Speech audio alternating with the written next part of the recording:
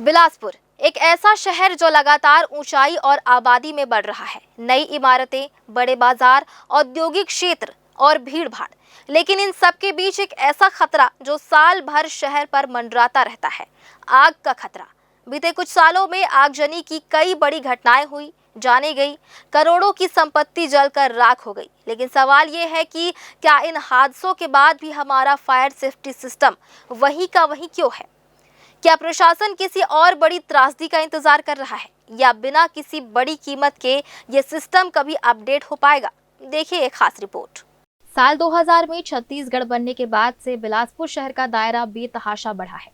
आबादी के साथ साथ बाजार, व्यापारिक परिसर और उद्योग भी तेजी से फैले हैं। व्यापार विहार, सनिचरी बाजार, बुधवारी बाजार, सदर बाजार, गोल बाजार, तेलीपारा जैसे इलाके ऐसे हैं जहां तंग गलियों में हजारों दुकानें और गोदाम मौजूद हैं। यहां हर वक्त आग लगने का खतरा बना रहता है। वहीं सरगिट्टी और तिफरा औद्योगिक क्षेत्र में सैकड़ों छोटे बड़े उद्योग संचालित हैं, जहां रोज हजारों मजदूर जान जोखिम में डालकर काम करते हैं। बीते कुछ समय में पटाखा गोदाम, फर्नीचर फैक्ट्री, व्यापार विहार, सिम्स और अपोलो अस्पताल तक में आगजनी की घटनाएं सामने आई।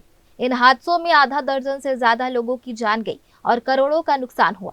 लेकिन इसके बावजूद फायर सेफ्टी सिस्टम में कोई ठोस सुधार नहीं दिखा।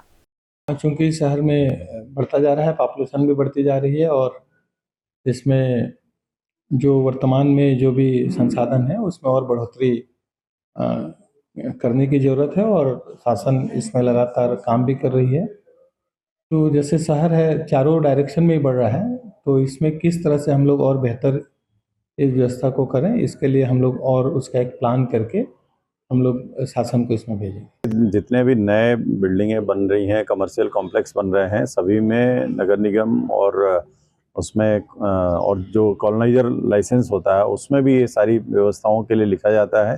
बिना फायर सिस्टम के, बिना फायर फाइटर सिस्टम के आप कोई भी बिल्डिंग, कोई भी कॉम्प्लेक्स नहीं बनाएंगे।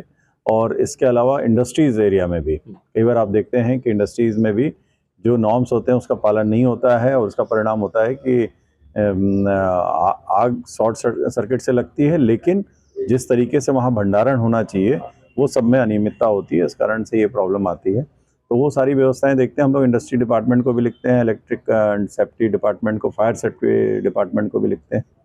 तो ये सारी व्यवस्थाएं की जाती हैं।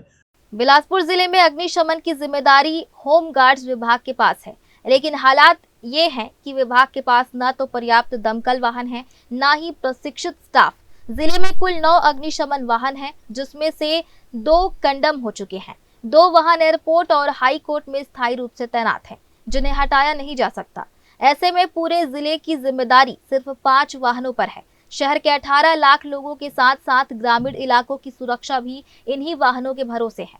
यही वजह है कि कई बार दमकल पहुंचने तक आग सब कुछ तबाह कर चुकी होती है।